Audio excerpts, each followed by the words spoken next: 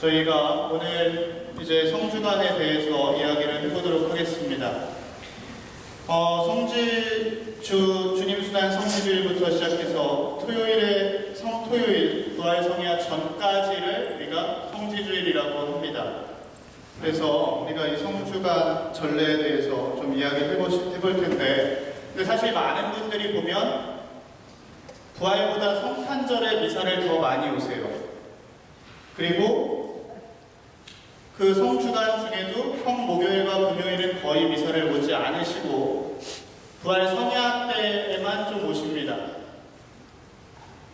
근데 이제 우리 전례에서 가장 중요한 날이 바로 이 성3일입니다. 성목요일부터 성금요일 그리고 성토요일 이렇게 부활절로 이어지는 이 3일이 우리 1년 전례 중에 가장 중요한 날이죠. 성탄절보다 부활절이 더 중요한 건 너무나 당연한 일입니다. 근데 우리가 그렇게 많이 안 오죠. 그때 왜 안 오는지는 그건 저도 모르겠습니다만. 그래서 우리가 성 안토니오 다블리라고 조선의 5대 교구장을 지내신 분인데, 우리가 안토니오니까 이분의 한국 이름은 안돈입니다. 안돈이 프랑스 분인데, 성 안토니오 다블리라는 조선의 5대 교구장님, 이분의 사목표어는 예수님을 가진 자가 모든 것을 가진 자다. 우리가 한번 이분의 사목표어를 한번 따라해 볼까요? 예수님을 가진 자가 모든 것을 가진 자다. 예수님을 가진 자가 모든 것을 가진 자다. 네, 이제 그런 마음가짐으로 이제 사목을 하셨던 그런 분입니다. 이분이 이제 프랑스 파리 예방전교회 소속이셨고, 근데 이분이 이제 왜 이분 이야기를 시작하냐면, 이분이 1900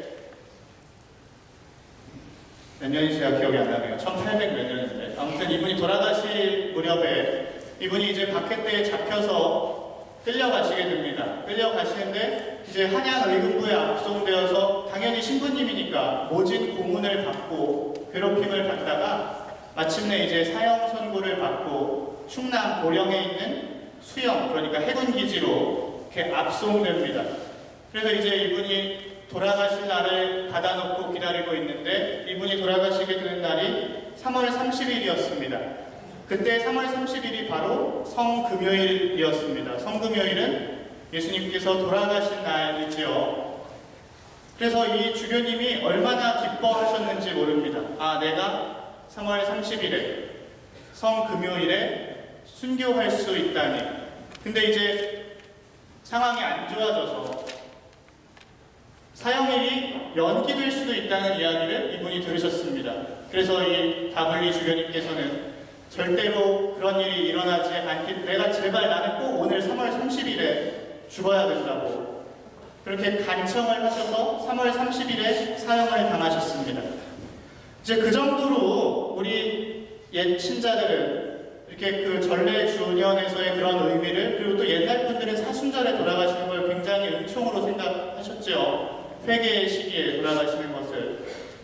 하지만 오늘날 우리는 그런 것에 대해서 그렇게 많이 신경을 쓰지 않습니다. 그래서 우리가 그런 조상들의 그런 것을 좀 돌아보면서, 특별히 한국교회는 굉장히 오래전부터 처음 이렇게 이 땅에 들어오면서부터 전례 주년에 대해서 굉장히 많이 강조를 했습니다. 그래서 그것에 대해서 좀 한번 생각을 해보면서 우리가 오늘 이 이야기를 이렇게 나누면 좋을 것 같습니다. 뭐 안 되는 건 어쩔 수 없죠. 뭐 안 되는 걸 계속 끊는다고 될 것 같지 않아요. 왜 안 되지?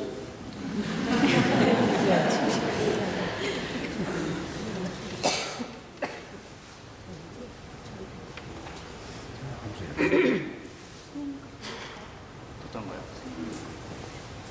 아, 네.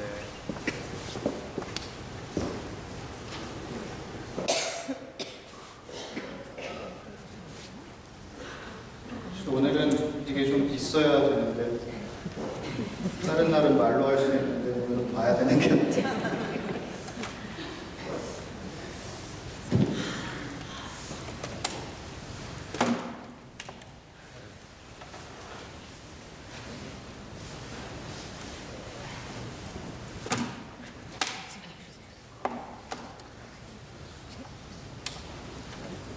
그래서 우리가 이 전래주년에 대해서 좀 이야기를 해보려고 합니다. 전래주년. 전래주년이라는 것은 전래력이라고 얘기하죠. 우리 가톨릭 교회에서는 그냥 일반 가을령 말고 전래력이라는 것을 따릅니다. 우리 전래력이 언제부터 시작되죠? 대림. 대림 시기는 무엇을 하는 시기인가요? 네, 예수님께서 오시기를 기다리는 시기입니다. 근데 예수님이 오는 걸 그냥 기다리는 게 아니라 두 가지 예수님의 오심을 우리가 기념합니다. 하나는 대림 시기는 두 시기로 구분됩니다. 그래서 대림 시작부터 17일까지는 예수님께서 이 세상 마지막 날에 왕으로 다시 오실 것을 기다리는 시기입니다.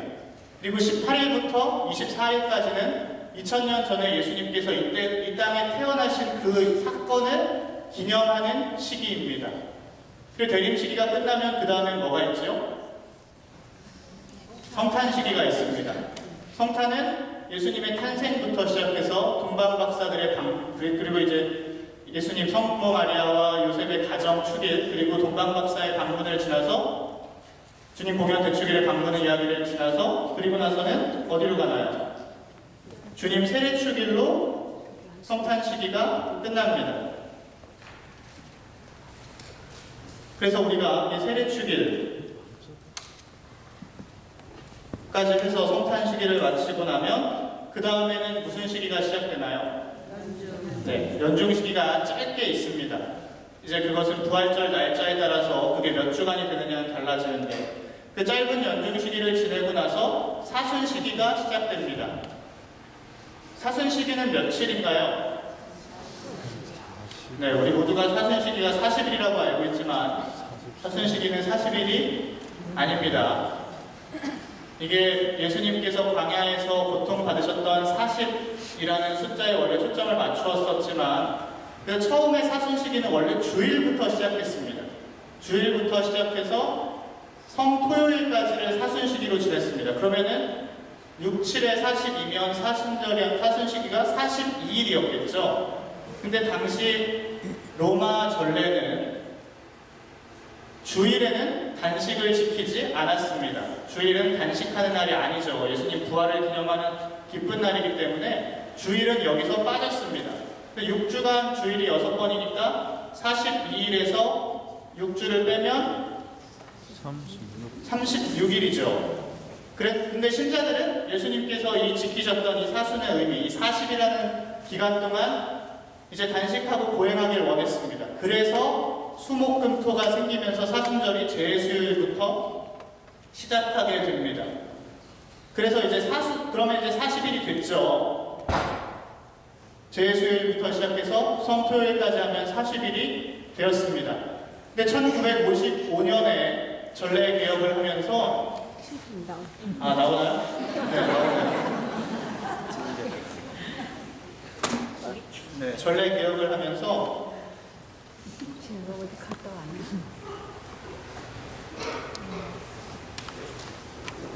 네, 전례 개혁을 하면서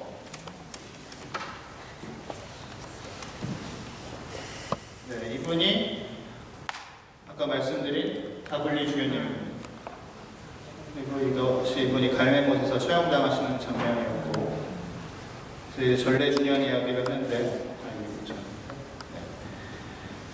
그래서 이제 우리가 지금 사순 이야기를 하고 있습니다. 사순인데 이 사순 시기에 사순이 이제 40일이 됐다는 것까지 말씀드렸죠. 1955년에 그 전례 개혁을 단행하면서 성삼일을 사순 시기에서 분리시킵니다. 이 성삼일이라는 것은 여기 보면은 전례 주년에 형성된 역사인데 4세기에서 5세기 사이에 성삼일 전례가 형성됩니다. 그러니까 가장 처음 있었던 우리의 축일은 주일입니다. 주일이 가장 처음부터 그리스도교가 시작되면서부터 2000년 동안 지켜온 축일 중의 으뜸은 주일입니다. 그래서 주일미사 참례가 의무로까지 되는 이유가 그렇습니다. 그리고 그 다음 4, 5세기에 형성된 것이 바로 성삼일 전례입니다. 예수님의 최후의 만찬과 그분의 죽음, 부활을 기념하는. 그래서 이 성삼일 전례가 형성이 됐는데 이 사순절 1900 이것이 이제 중간에 잠깐 성삼일이 좀 의미가 무색해졌었거든요. 근데 1955년 전례개혁에서 다시 그 성삼일의 원래 의미를 회복시키면서 사순절이 그럼 며칠이 됐나요? 여기서 성금요일하고 성토요일이 빠집니다. 그러니까 성목요일 저녁 전까지가 사순시기로 들어가게 되는데 성목요일 주님만찬 저녁미사 시작 전까지가 사순시기가 되면서 38일이 됩니다. 그러니까 지금 이제 이 전례개혁 당시의 주교님들은 이 40이라는 숫자에 집중하는 게 더 중요하냐 아니면 성삼일의 의미를 살리는 것이 더 중요하냐 해서 무엇을 선택하신 건가요? 성삼일의 의미를 살리기로 한 겁니다. 그러면 그만큼 성삼일이 더 중요한 거죠. 근데 우리는 잘 안 나옵니다. 그럼 어떻게 해야 될까요? 당연히 잘 나오셔야 됩니다. 이렇게 4세기, 5세기에 성삼일 전례가 형성되고 6, 7세기에는 구원과 관련된 역사적인 축일들 날짜가 자리를 잡습니다. 예를 들면 뭐 예수님 승천이라든가 성령 강림이라든가 아니면은 이런 역사와 관련된 이런 축일들이 형성이 되고 그 다음에 다른 축일들 그러니까 직접적으로 뭐 역사적인 이런 거랑 관련이 없죠. 뭐 그리스도왕 대축일이라든가 이런 축일들이 생겨나고 삼위일체 대축일, 성체성혈 대축일 같은 것들이 생겨납니다.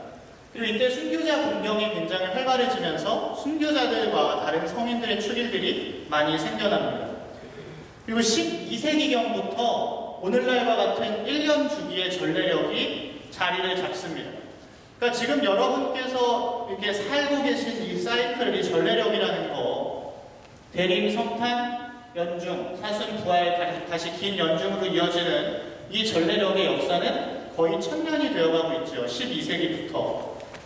그렇기 때문에 이 전례력 자체가 갖고 있는 힘이 엄청납니다. 우리가 이것을 조금만 신경 쓰면서 살아가면 우리는 그냥 이 일상 안에서 예수님의 탄생과 공생활 그리고 순환과 죽음, 부활에 이르는 이 시기를 삶 안에서 계속 반복할 수 있게 됩니다.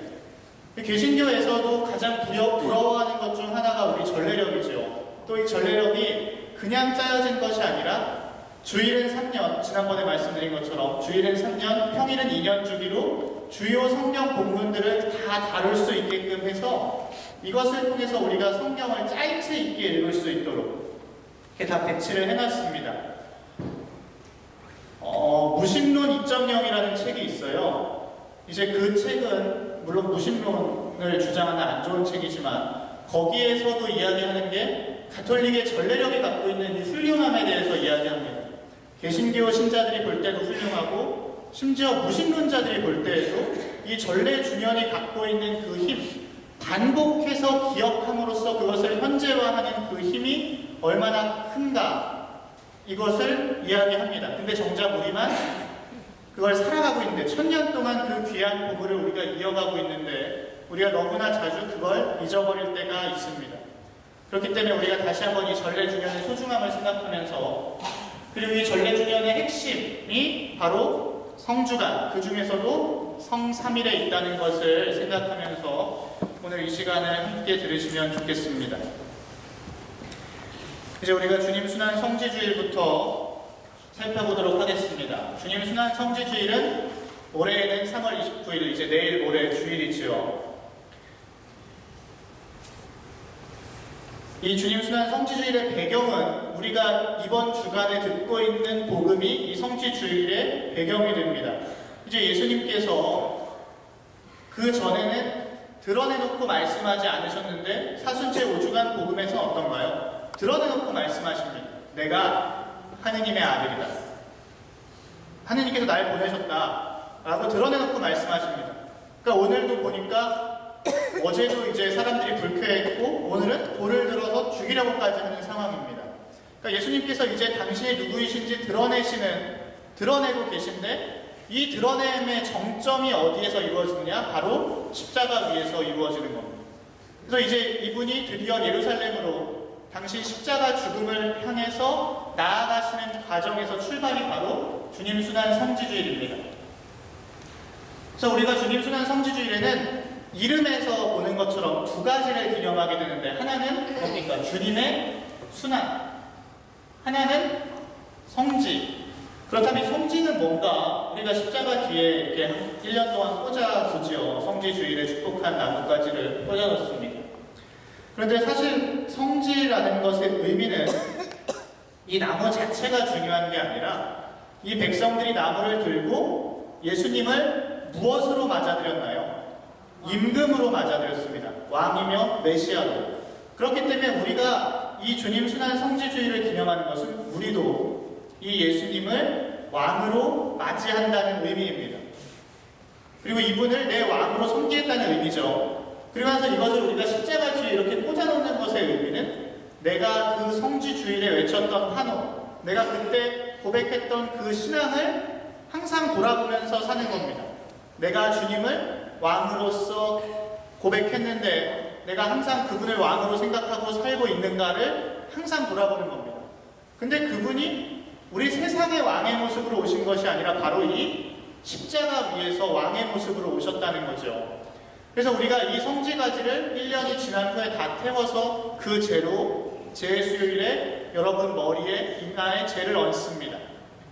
그렇다는 것은 내가 그럼 과연 지난 1년간은 내가 정말 성지주일에 외쳤던 그 외침대로 예수님을 왕으로 놓고 살았는가, 그것을 반성하면서 내가 또 사순시기를 1년 후에 시작하게 되겠죠. 그래서 이렇게 예수님의 예루살렘 입성, 예수님께서 이제 나귀를 타고 이렇게 예루살렘 언덕을 올라가실 때 백성들이 저 종려나무 가지를 들고 환호성을 지르면서 그리고 자신의 옷을 예수님 가시는 길에 깔면서 환호했던 그 예루살렘 입성을 기념하는 이 행렬은 4세기경부터 예루살렘에서 행해졌었습니다. 그리고 이때 주님 순환을 기념한다고 말씀드렸는데, 왜냐하면 부활절 전주이기 때문에 사순절의 마지막 주일이기 때문에 예수님의 죽음과 고통을 묵상하기 위해 순환복음을 읽었습니다. 그분께서 돌아가신 그 이야기. 이것은 5세기경부터 로마에서 행해졌던 겁니다. 그러니까 우리가 주님 순환 대축일에 하는 것들은 최소한 한 1500년 이상 된 그런 기도의 모습들이죠. 그리고 이것이 자리를 잡은 것은 9세기경이었습니다. 9세기경부터 이 두 개가 하나로 들어와서 오늘날의 이 전례를 이루게 됩니다. 그래서 우리가 이런 전례를 그냥 이야기만 듣는 것이 아니라 이런 의미를 알고 보다 적극적으로 참여하게 되면 전례가 보다 살아있게 다가오지요. 그래서 주님 순환 성지주일 미사 때에는 좀 또 안타까운 것이, 근데 아마 비가 안 올 것 같아요. 비는 아침 9시까지만 온다는데 이번 주일에 비가 온다고 일기예보가 있는데, 저 야외에서 우리가 입성 기념 행렬을 시작합니다. 그래서 야외에서 예수님의 순환 입성, 예루살렘 입성 때 이렇게 백성들이 환호했던 것을 기념하는 그래서 성지가지를 축복하고, 그리고 그 예수님 입성과 관련된 복음을 들은 후에 이렇게 입장을 해서 들어옵니다. 이때 우리가 부르는 노래가 있죠. 우리가 그래서 오늘 노래 연습도 같이 해야 됩니다. 여러분들께 나눠드리는 이 성삼의 간제는 이 악보가 다 들어있겠지만 우리가 연습을 좀 해보겠습니다. 사제가 나오면 성가대가 노래를 부를 겁니다. 그때 여러분도 이걸 다 갖고 계실 거기 때문에 노래를 같이 부르시면 됩니다. 이게 제가 절대음감 아니기 때문에 음은 잘 못 잡지만 대충 한번 같이 불러보겠습니다. 호산나 다윗의 자손 주님의 이름으로 오시는 분자니 받으소서. 이스라엘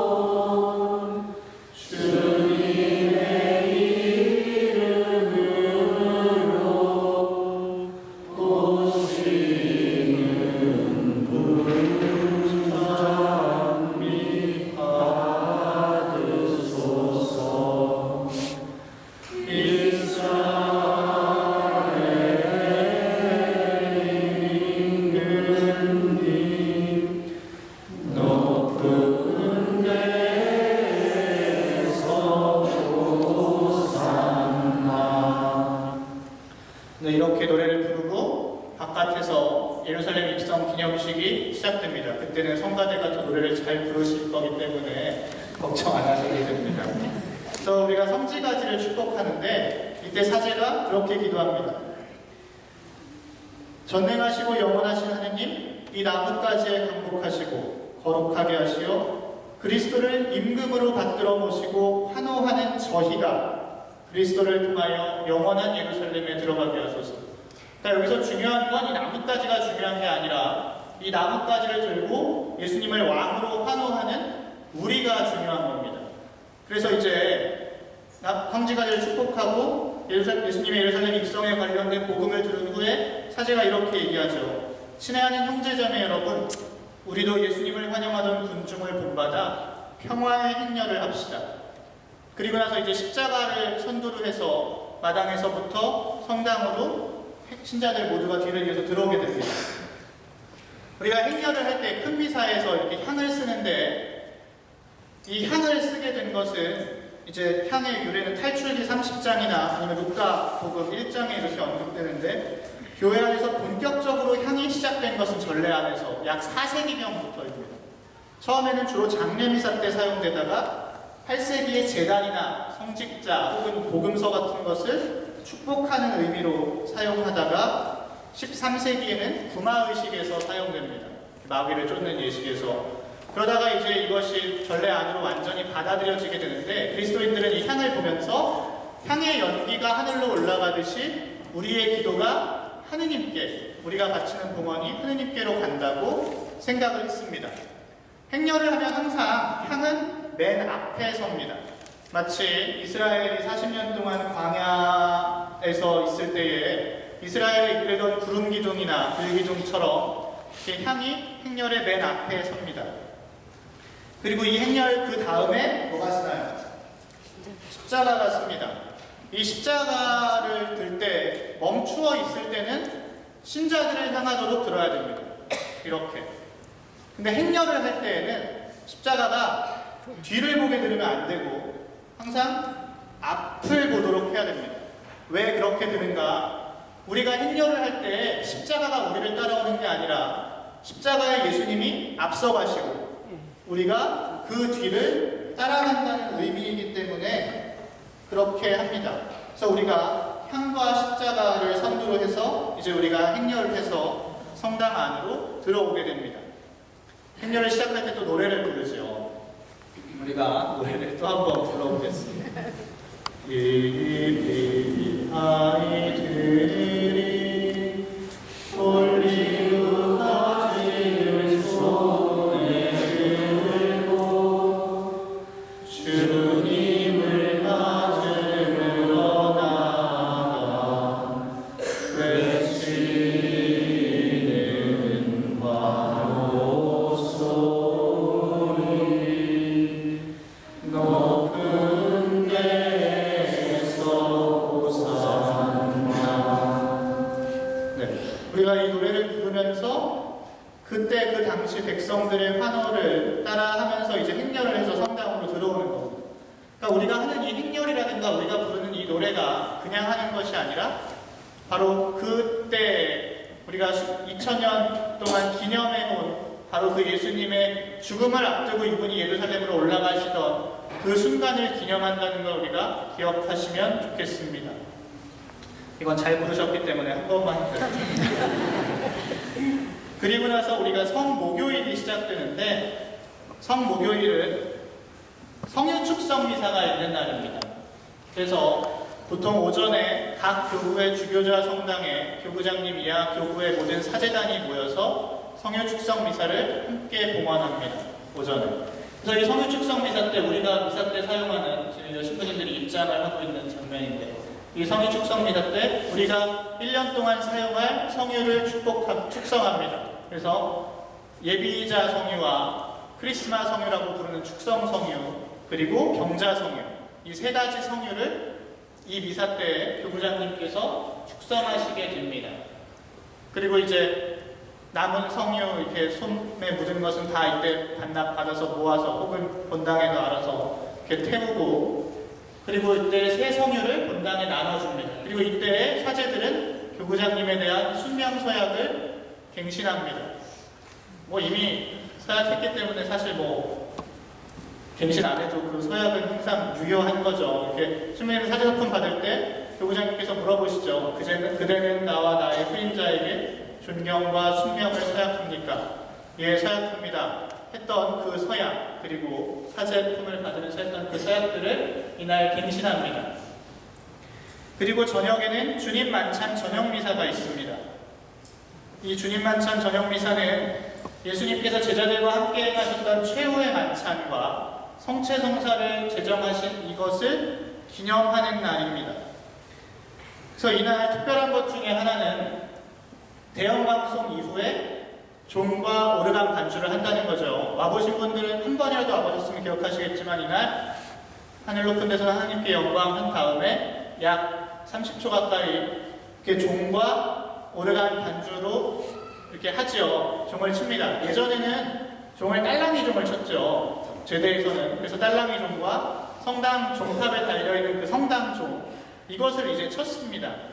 이것을 했던 의미는 이때부터 이제 정말 중요한 순간이고 예수님의 순환이 깊어지는 순간이기 때문에 악기 연주도 하지 않고 종도 사용하지 않지요. 이것을 이제 예전 우리 신앙 선조들은 귀의 제계를 지키는 거라고 생각했습니다. 귀의 제를 지내는 거죠. 이제 귀가 좀 고생하기 시작하는 겁니다. 마찬가지 이유에서 사순 시기에 성상을 보라색 천으로 가리지어 성화나 이것은 눈의 재계를 지킨다고 생각했습니다. 그래서 이때부터는 오르간 반주를 하지 않고 종도 치지 않고 그래서 미사 때는 종 대신 딱따기를 치죠. 이걸로 종 대신 이걸 사용합니다. 그렇게 하면서 우리가 눈과 귀도 이제 재계를 지키면서 이제 정말 예수님의 순환에 함께하는 이 시기에 가까이 오는 거죠. 그러면 미사 때에만 눈과 귀의 재계를 지키는가? 그것이 아니라 그렇다면 우리가 성삼일 동안 정말 내가 예수님의 순환에 함께하는 마음으로 내가 안 좋은 것은 보지 않고 안 좋은 것은 듣지 않고 그렇게 정말 눈과 귀의 재계를 지키면서 그렇게 우리가 이 3일을 정말 거룩하게 보낼 수 있으면 좋을 것 같습니다. 그래서 이날 그리고 발 씻김 예식이 있죠. 예수님께서 성체성사를 세우시기 전에 제자들의 발을 씻어주신 것을 재현합니다. 그래서 신자들을 대표하는 12명이 이렇게 앞에 나와서 앉으면 주례 신부님께서 이 신자들의 발을 씻겨주십니다. 이번에는 특별히 아무튼 발 씻김 예식을 합니다. 그리고 양형 영성체를 이번에 특별히 하게 되는데 왜냐하면 이날 예수님께서 성체성사를 제정하신 날이기 때문에 영성체를 양형 영성체를 합니다. 그래서 이날은 성체 분배자가 있으면 그 옆에 성혈을 든 사람이 봉사자가 또 있을 겁니다. 그럼 여러분에게 그리스도의 몸과 피 하고 성체 분배하는 분이 주면 아멘 한 다음에 그걸 받고 바로 영하시는 게 아니라 옆으로 가셔서 옆에 있는 성혈을 찍어서 영하시는 겁니다. 그래서 이것을 여러분이 이렇게 기억을 하고 계셔야 혹시 오늘 안 오신 분들도 여러분이 하는 걸 보고 아 저렇게 하는 거구나 해서 이렇게 혼동 없이 이렇게 영성체가 이루어질 수 있을 것 같습니다.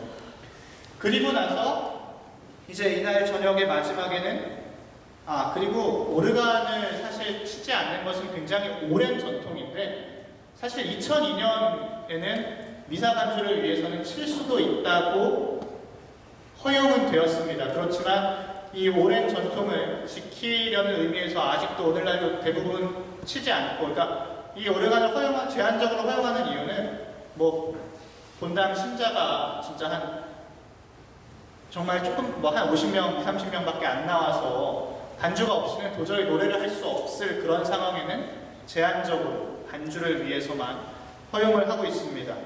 그리고 이날 저녁에 이제 미사 마지막에는 이 감실에 있는 성체를 모두 모시고 순환 감실로 이동합니다. 순환감실로 이제 사제가 성체를 모시고 이동을 하죠. 우리가 순환감실이라는 용어를 쓰는데 사실 이게 그렇게 적당한 용어는 아닙니다. 예전에 뭐 무덤제대라는 말도 쓰고 현양제대라는 말도 쓰고 여러 용어를 썼었는데 이게 다 의미가 맞지 않아서 지금은 그냥 순환감실로 부르자 해서 통일해서 부르곤 있지만 이 정확한 목적은, 그리고 우리가 잘못 생각하고 있는 게 이것은 마치 무슨 예수님이 돌아가셔서 빈소에 조문하시는 것처럼 생각하시는 분들이 있어요. 이건 조문하는 게 절대 아닙니다. 그래서 지난번에 제가 보고 깜짝 놀랐는데 빈소에 오신 것처럼 저를 막 2번 발씩하고 그러시더라고요. 그러시면 안 됩니다. 이날은 우리가 형체조배를 하는 이유는 예수님이 돌아가셔서 하는 게 아니라 예수님이 지금 십자가 죽음을 앞두고 제자들과 최후의 만찬을 하신 후에 그리고 나서 어떻게 하시나요? 올리브 동산으로 가십니다. 복음에 보면. 그래서 피땀을 흘리시며 기도하셨다고 그러죠. 너무 이렇게 극도의 고통과 긴장 때문에 땀에 피가 배어나올 정도로 고통을 받으면서 이분이 기도하십니다. 아버지, 이 잔을 저에게서 거두어 주십시오. 그러나 제 뜻대로 하지 마시고 아버지의 뜻대로 하십시오. 근데 와서 보니까 제자들이 자고 있었죠. 예수님께서 너희는 나와 함께 단 1시간도 깨어있을 수 없단 말이냐. 유혹에 빠지지 않도록 깨어 기도하여라. 이렇게 말씀하셨던 걸 기억하면서 하는 게 이날의 성체조배입니다. 그래서 우리가 이제 아버지의 뜻을 이루기 위해서 그 죽음을 앞두고 극도의 고통 중에 기도하고 계신 그 스승님은 그렇게 기도하고 계신데 우리 제자들은 그냥 자고 있었던 거죠. 이제 그 잠에서 깨어서 1시간이라도 깨어서 그분과 함께하는 시간이 바로 이날의 성체조배입니다. 성체조배는 그냥 우리가 성체 앞에서 묵주를 굴리는 게 성체조배가 아니죠. 성체조배는 성체 앞에 계신 하느님을 말 그대로 바라보는 기도입니다. 침묵 중에.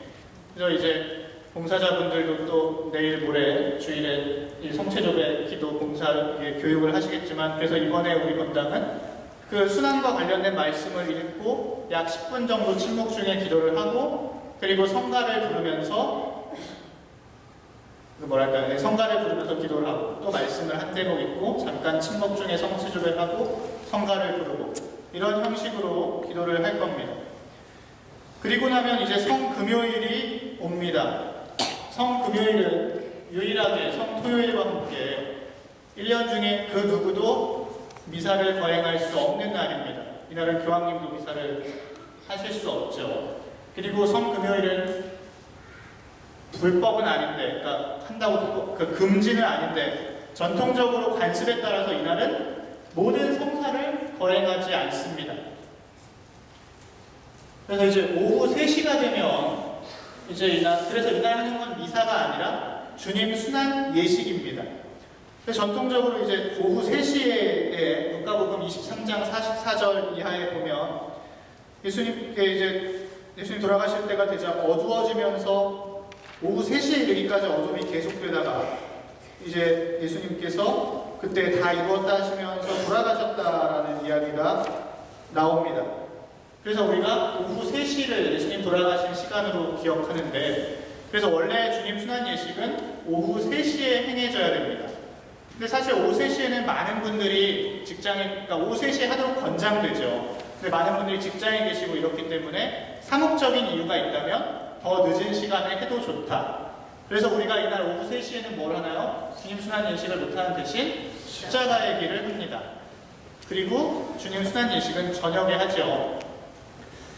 이 십자가의 길은 초기에, 그러니까 예수님께서 돌아가신 직후에 실제로 그 성지 예루살렘에 찾아온 순례객들이 그 빌라도의 관저가 있는 곳에서부터 예수님께서 돌아가신 그 골고타 언덕, 십자가에 못 박히신 골고타 언덕까지를 이렇게 다니면서 그 길을 그대로 따라 걸으면서 순례했던 곳에서 이제 십자가의 길이 유래됩니다. 이것이 이제 이 사진이 지금 예루살렘 거리인데, 이제 여기 예루살렘에 가면 그 거리에 이제 표시가 돼 있죠. 여기가 그 빌라도 관저가 있던 곳이고, 이렇게 해가지고 그분이 가신 길을 이렇게 가면 순례객들이 오늘날에도 십자가를 지고 예수님이 지나가셨던 그 길을 따라 걸으면서 십자가의 길을 합니다. 이러던 것이 1731년에 14처로 고정됩니다. 그 전에는 이게 뭐 몇 처라는 게 고정되어 있지 않았죠. 몇 곡지를 하느냐가. 이때 14처로 고정되고 19세기에는 특별히 사순 시기에 이 기도를 바치도록 이렇게 권장합니다. 그리고 이제 주님 순환 예식을 저녁에 우리가 하게 되는데 이때에는 가장 이제 처음에 이날은 뭐 제대도 다 먹힌 상태에서 성가도 없이 침묵 중에 입당해서 사제가 제대 앞에 부복해서 엎드려서 잠깐 기도하고 바로 주님 순환복음을 봉독합니다. 그래서 이것을 원래 복음은 이렇게 연극하는 것처럼 읽으면 안 됩니다. 독서도 마찬가지고. 왜냐하면 하느님의 말씀이기 때문에 혹시라도 그것이 우스워질 수 있기 때문에 그렇게 하면 안 되는데 특별히 순환복음만큼은 예외를 두어서 입체적으로 봉독할 수가 있습니다. 그래서 해설자와 가능한 사람 예수님 이렇게 역할을 나누어서 우리가 노래로 부르기도 하고 그러죠.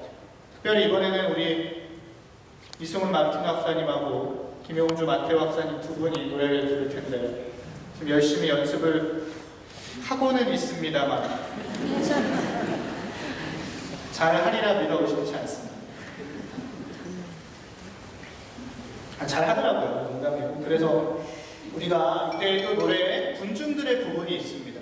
그 당시 빌라도가 물어볼 때 군중들이 예수님의 십자가에 못 박으라고 외치죠. 그래서 군중 부분이 세 부분 나오는데 요한의 순환 복음에는 세 부분 나오는데 그 중에 두 부분은 앞에 두 부분은 성가대에서 하고 마지막 부분은 우리가 다 같이 합니다. 그래서 그것도 한번 연습해 보겠습니다. 되게 높죠? 저도 높아서 이거 어떻게 할 수 있어요? 그래서 그러자 유다인들이 외쳤다. 없애버리시오 없애버리시오 그를 십자가에 못 박으시오. 실제 음은 이거보다 높지만 아마 그날이 되면 이 정도 음으로 아마 저희가 하지 않을까 싶어요. 그러니까 우리가 한 번 더 해보겠습니다. 그러자 유다인들이 외쳤다. 없애버리시오 없애버리시오 그를 십자가에 못 박으시오. 그러니까 우리가 이 복음에서 그 2000년 전의 역사 안으로 가는 거죠. 우리가 주님 순환 성지주일에는 그 군중들도 그랬습니다. 예수님 오실 때 그렇게 환호하던 그들이 다른 사람이 아니라 예루살렘 오실 때 왕으로 환호하던 그들이 그 예수님을 두고 없애버리라고 노래를 이렇게 소리를 쳤죠. 이렇게 우리가 순환복음을 장엄하게 읽고 나서 예수님의 죽음에 관한 이야기를 듣고 그 다음에 십자가 경배가 이어집니다. 그래서 우리가 십자가 경배를 하는 방법은 두 가지가 있는데 하나는 이제 앞에서 보라색 천으로 십자가를 가리고 처음에 머리, 그리고 그 다음에 오른쪽 팔, 그 다음에 전체 나머지를 보여주면서 이제 우리가 사제가 보라 십자나무 여기 세상 구원이 달렸네 라고 노래하면 신자들이 모두 와서 경배하세 라고 응답하면서 깊은 절을 십자가에 3번 하는 방법이 있고 또 하나는 아예 다 벗긴 채로 십자가인 채로 뒤에서부터 이제 성당 입구에서 가운데에서 그 제대 위에서 3번 노래를 하는 방식이 있습니다. 작년에는 우리가 첫 번째 양식으로 했기 때문에 올해에는 이제 두 번째 양식으로 이렇게 할 겁니다. 그래서 우리가 또 이 부분을 한번 연습을 해보겠습니다. 사제가 보라 십자나무 여기 세상 구원이 달렸네.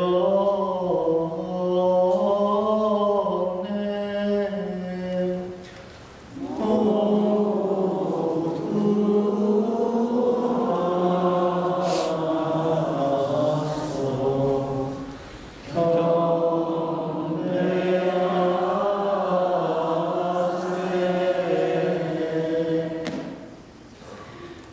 번 더 해보겠습니다. 보라 십자나무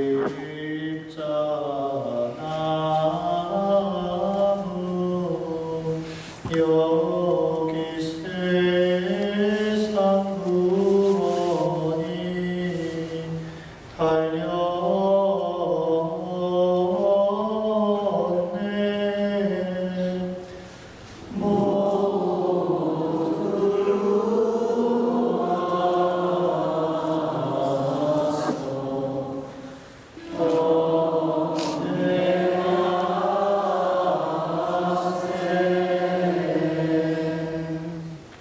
네, 그날도 미리 연습하신 만큼 더 크게 이렇게 우리가 신자들이 이렇게 응답하고 십자가에 깊은 절을 하는 겁니다. 이것을 3번 반복한 후에 4분씩 나오셔서 이 앞에서 십자가에 경배를 합니다.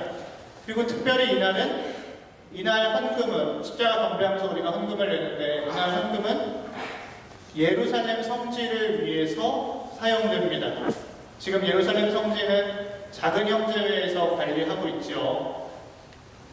그게 참 그분들 2000년 전부터 거기를 지키면서 예루살렘 이스라엘이 이슬람 점령 지역이 될 때에도 떠나지 않고 수많은 순교자들을 남기면서 그분들이 그 예루살렘을 지켰습니다.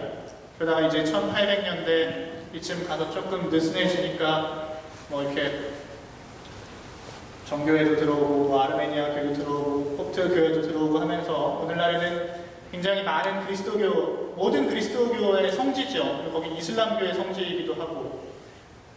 그래서 참 안타까운 것이 그래서 예루살렘 성전이 있던 그 자리가 물론 우리가 유다인은 아니지만 예루살렘 성전이 있던 그 자리에 오늘날에는 이슬람교 사원이 있지요.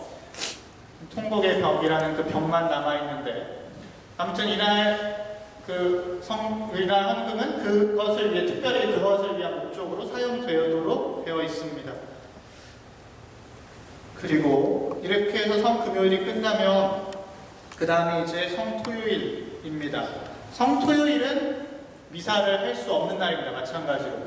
그리고 이날 밤에 부활성야 미사를 하는데 부활성야 미사는 해가 지고 깜깜해진 다음에 시작해서 다음날 해가 뜨기 전에 마쳐야 됩니다. 그래서 우리는 저녁 8시에 미사를 합니다. 근데 부활 대축일 날짜에 대해서 우리가 좀 생각을 해볼 수 있는데 예수님 예수 성탄 대축일은 12월 25일로 날짜가 고정되어 있습니다. 당시 12월 25일이라는 날짜는 이제 로마인들이 태양신을 기념하던 날이었는데 이제 로마인들이 그리스도교로 개종을 하고 있는데 이 사람들이 전통적으로 기념하던 이 축제일을 뭘로 어떻게 대체해줘야 되거든요. 그래서 이날 태양이라는 의미와 맞기 때문에 동쪽으로부터 우리에게 태양처럼 오신 그리스도의 탄생을 기념하는 날로 바꾼 겁니다. 그래서 이제 이민족들의 풍습을 없애고 이제 이날 우리가 그리스도의 탄생을 기념하자라고 하면서 예수 성탄 대축일이 시작되지요. 근데 아무튼 예수 성탄 대축일은 날짜가 고정되어 있는 반면에 부활 대축일은 날짜가 고정되어 있지 않습니다. 왜냐하면 우리가 예수님의 언제 태어나셨는지 정확히 알 수 있나요? 왜냐하면 복음의 유일한 관심은 예수님께서 우리를 구하기 위해 이 세상에 오신 구세주라는 데 있었기 때문에 그분이 몇 년, 몇 월, 며칠에 태어나셨는지를 정확히 기록하지 않습니다. 그렇기 때문에 우리가 12월 25일에 그것을 기념하는 거죠. 근데 이제 예수님의 부활절 같은 경우는 비교적 시기가 정확하죠. 과월절 전날에 예수님께서 최후의 만찬을 하셨다고 되어 있습니다. 사실 이것도 복음서마다 하루 정도씩 차이가 있기 때문에 예수님께서 최후의 만찬을 하신 날이 과월절 당일이냐 전날이냐를 가지고 성서학자들은 굉장히 논쟁을 합니다만 그건 우리에게 그 하루 차이가 중요한 것은 아니고 그래서 부활절 날짜를 이야기할 때 전통적으로 처음에는 니산달이라고 이야기하는 게 유다교 달력인데 저도 이게 정확히 우리 달력으로 몇 월인지 모르겠습니다. 아무튼 니산달 14일에 이것을 지내다가 이것이 또 2000년 전에 이제 로마 쪽, 서쪽 서로마 교회와 동쪽이 약간 알렉산드리아 쪽과 실천이 달라져가지고 이제 결국 이것을 325년의 날짜를 통일합니다. 언제로 통일하냐면 충분히 지난 후에 첫 보름달이 뜨고 그 다음 주일을 부활절로 지내기로 하는 겁니다. 그래서 이번 같은 경우는 충분히 언제인가요?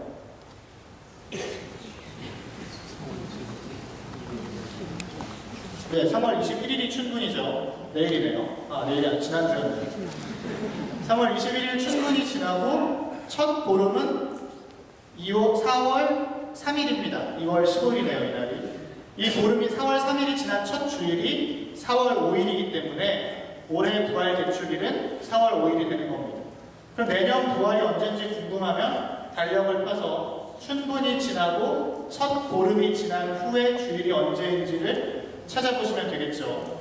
근데 또 이게 또 문제가 뭐냐면 이렇게 325년에 어렵게 통일을 했죠. 통일을 하고 물론 처음에 잘 안 지켜지다가 이제 500년경에 와서는 대부분의 교회가 통일된 부활 대축일을 지내게 됩니다.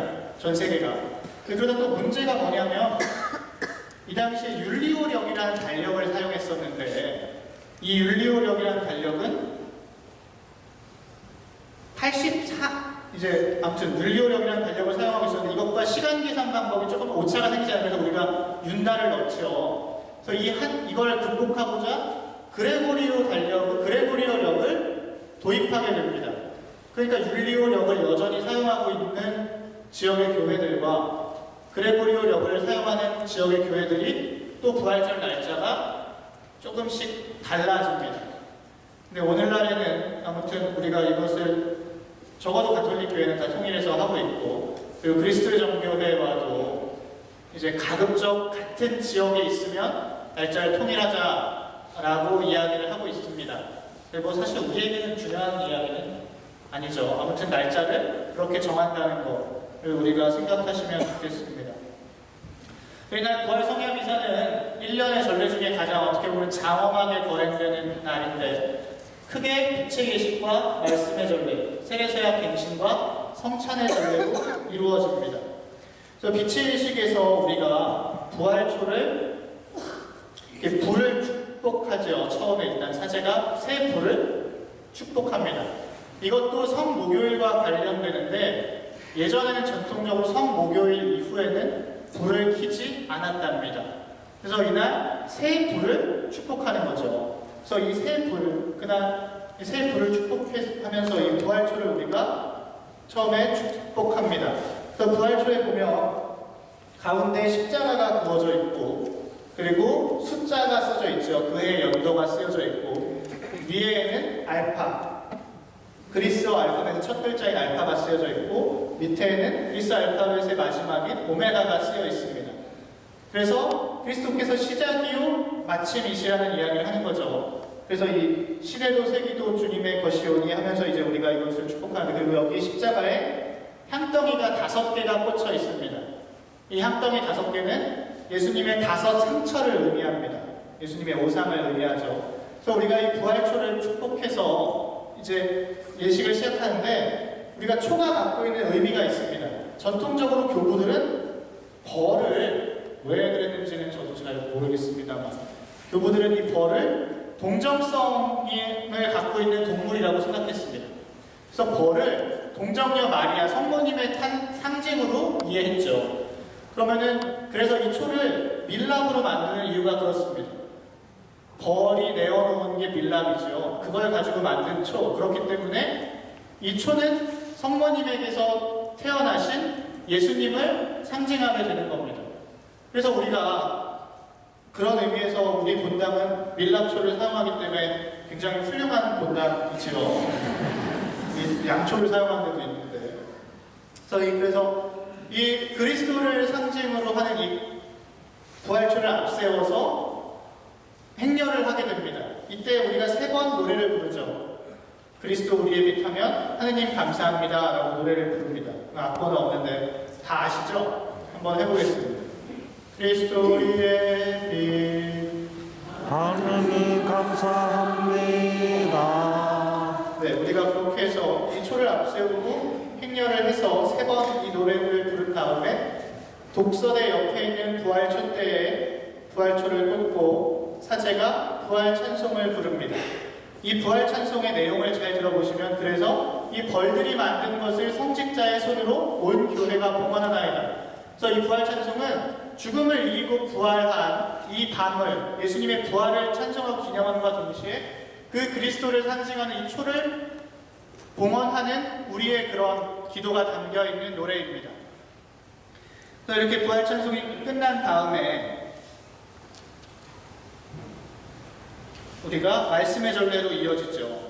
이날은 원래 총 9개의 성경 독서를 하게 되어 있습니다.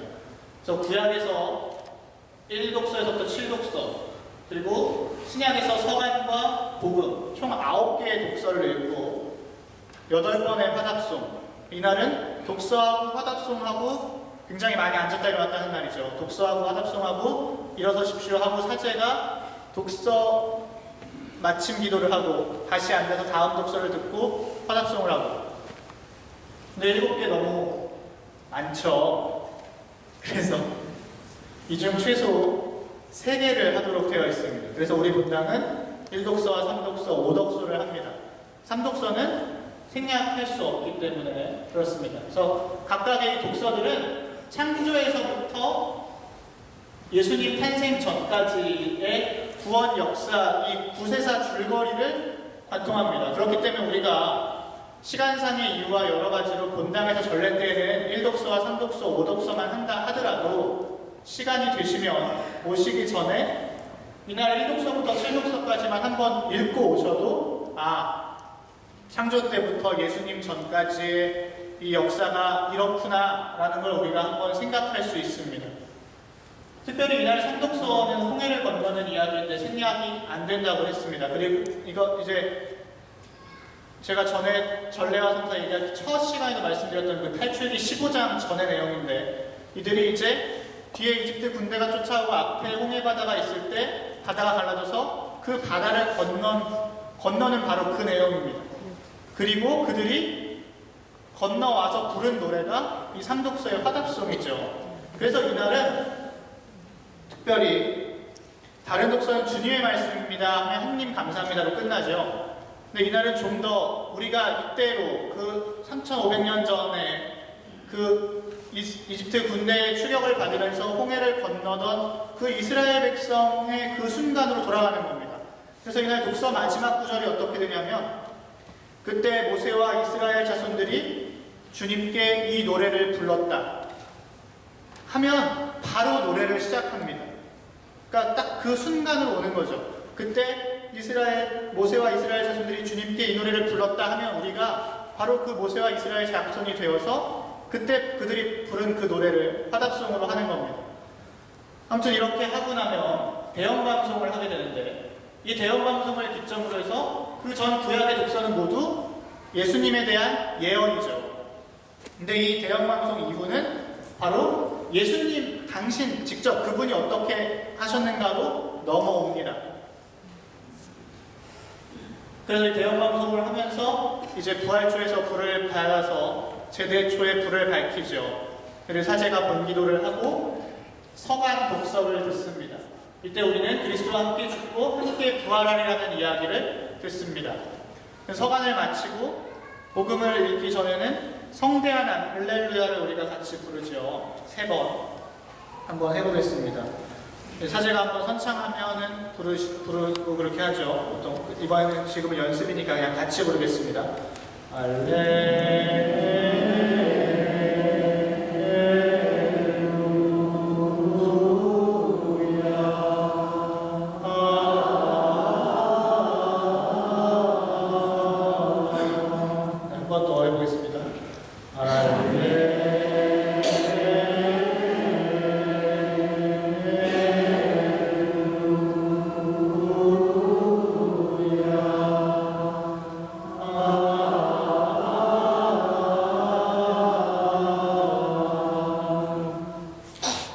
그리고 이제 복음을 듣습니다.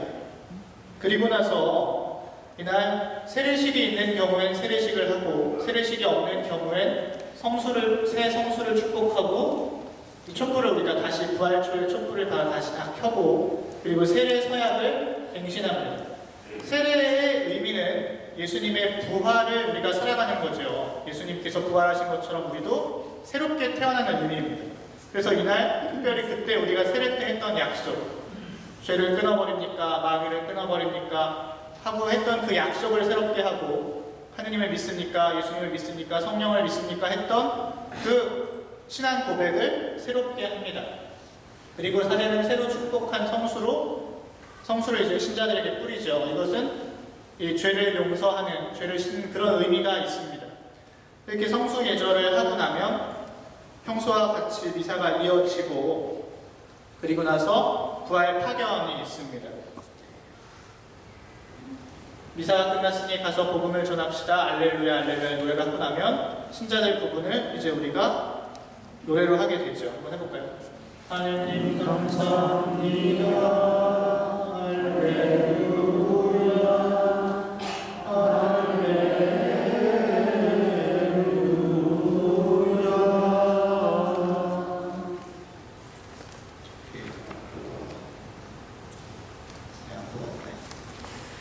그래서 다시 한번 해보겠습니다.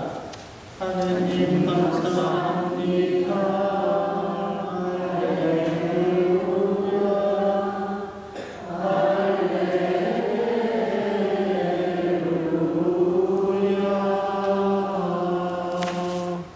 네. 이렇게 하면서 이제 부활 성회와 미사까지 해서 우리가 성주간을 마치게 됩니다. 사실 이렇게 우리가 오늘 다룬 내용은 이렇게 직접적으로 어떤 이렇게 재미가 있거나 아니면 이런 거랑 관련되는 내용은 아니지만 이건 주로 이렇게 전례 봉사하시는 분들이 들어야 되는 내용인데 어쨌든 우리가 매년 반복되는 이 성주간, 성삼위이라는 것은 가톨릭 신앙에서 가장 중요한 부분이고 핵심입니다. 그래서 이때 이 전례에 많은 분들이 참여하셔서 우리 참여하셔서 이 전례의 풍요로움을 느끼시고 그 안에서 우리가 하느님을 만나실 수 있으면 좋겠습니다. 그래서 일단 3월 29일 주님 순환 성지 주일부터 시작해서 4월 2, 3, 4 성목금 토요일에 오후 8시에 미사가 있습니다. 이때 많은 분들이 이렇게 오셔서 오늘 우리가 이렇게 배운 것들 조금이라도 알고 보면 아 저게 저런 성지 그냥 이제는 초가 지나가면 아 그냥 초가 가나보다 하는 것이 아니라 아 저게 바로 이 세상의 빛으로 오신 예수님께서 복음에서 그러셨죠. 내가 세상에 있는 동안 나는 이 세상의 빛이다. 빛이라고 말씀하신 바로 그분이 이제 이 어둠 속에 들어오시는구나. 그리고 우리는 그분을 따라서 이렇게 행렬을 하고 그분을 찬미한 노래를 부르는구나. 십자가가 들어올 때, 십자가를 경배할 때, 아, 우리가 경배하는 분은 바로 저 십자가 위에서 왕으로 오신 분이구나. 나는 그럼 어떠한가? 이런 것들을 좀 생각해 보실 수 있으면 좋겠습니다. 또 우리 성목요일에 예수님께서 그렇게 하시죠. 너희가 나보고 스승님, 주님 하는데 맞다. 나는 스승이고 주님이다. 스승이며 주님인 내가 너희의 발을 씻어주었으니 너희도 서로 그렇게 하여라. 그렇게 하라고 내가 본을 보여준 것이다 라고 예수님께서 말씀하십니다. 이 성삼일 전례의 핵심과 이 의미들을 기억하시면서 우리가 능동적으로 전례에 참여하시고 특별히 이날 전례를 준비하시는 분들 제대회나 헌화회 그리고 성가대 전례부 성심회 성체분들 하시는 이런 분들도 이런 의미와 마음가짐을 알고 내가 전례를 준비한다면 전례에 참여하는 신자들이 더 기쁜 마음으로 전례에 참여하고 하느님을 깊이 만날 수 있지 않을까 싶습니다. 네, 이것으로 이게 5주간의 사순 특강을 다 마치겠습니다. 네, 그러면 마침 기도 영광성하고 마치도록 하겠습니다. 성부와 성자와 성령의 이름으로 아멘. 영광이 성부와 성자와 성령께 처음과 같이 이제와 항상 영원히 아멘. 성부와 성자와 아멘.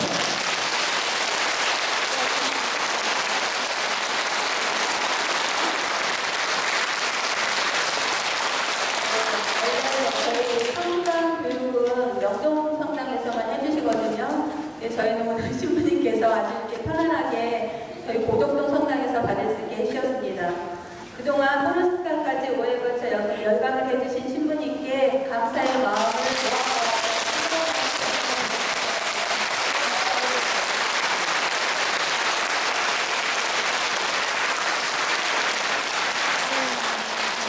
이것으로 사전 특강이 모두 끝났습니다. 아쉽죠? 아쉬운데 스포일 강의는 네, 저희가 그 앵콜 강의는 없지만 언제든지 보실 수 있도록 저희 고독동 홈페이지에 올려놓겠습니다. 네, 그곳에서 이제 강의도 들으시고 신부님 얼굴을 가까이서 보실 수 있습니다. 네, 그동안 수고 많으셨고